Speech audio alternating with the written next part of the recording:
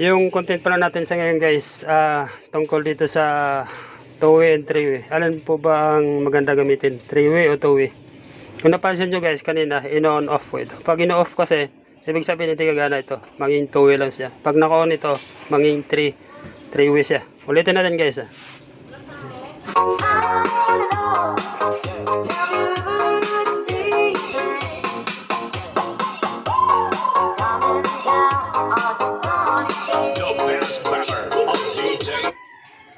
Ang ginamit natin dito guys na capacitor dito is 2.2 sa kanyang tweeter. Sa kanyang mid-range naman ang ginamit natin 3.3. Wala tayong 4.7 kasi.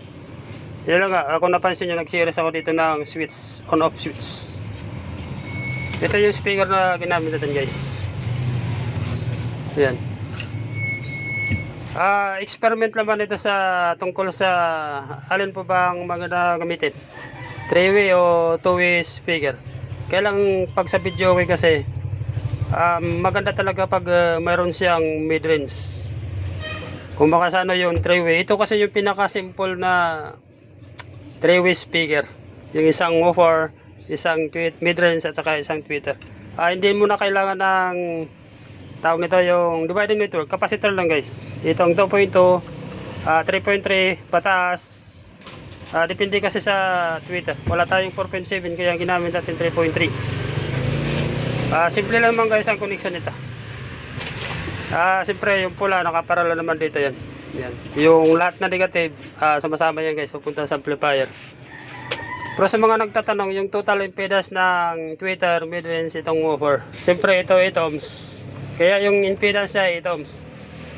Dahil nga itong mid-range tweeter, may nakaseries kasi guys na capacitor. Yan.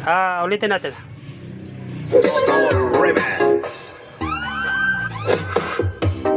Yes, come on! Put your hands up in the air. Come on, come on! Everybody go on this chance.